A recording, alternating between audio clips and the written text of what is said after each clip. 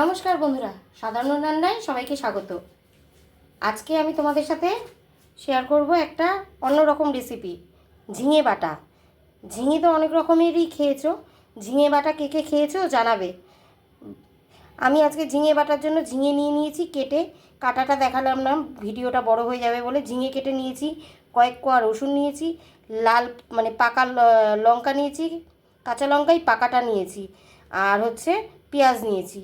এবার ঝিঙেটাকে আমি প্রথমে ভাপিয়ে নেব, ভাপিয়ে নিয়ে তারপর আমি এটা কিভাবে করব তোমরা দেখো। প্রথমে ঝিঙেটাকে আমি ভাপাতে দিয়ে দেবো।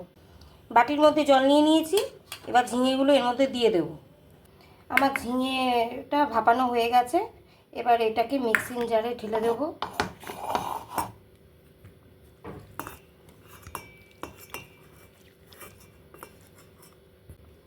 কয়েক কোয়া রসুন দিয়ে দিলাম, পাকা লঙ্কা দিয়ে দিলাম, আর একটুখানি পেঁয়াজ।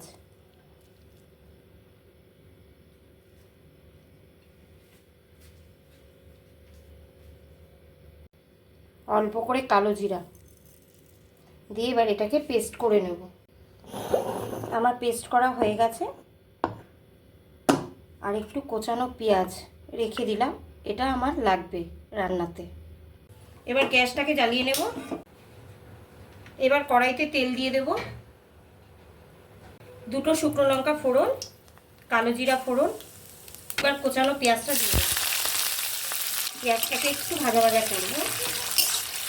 পেঁয়াজটা আমার ভাজা ভাজা হয়ে গেছে। এবার যে ঝিঙাটা বেটে রেখেছিলাম ওই বাটাটা দিয়ে দিলাম। এর মধ্যে কোনো রকম জল পড়বে না, জল দেব না। মিক্সির থেকে কাচিয়ে ওইটা দিয়ে দিলাম।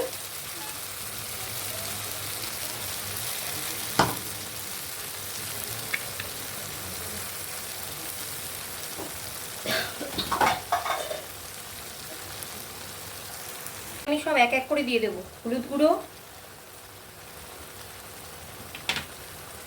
লবণ,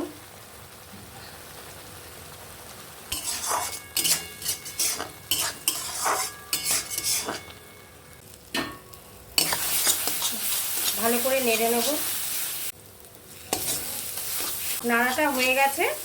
নামানোর আগে ওপর থেকে একটুখানি সর্ষের তেল, কাঁচা সর্ষের তেল ছিটিয়ে দেবো।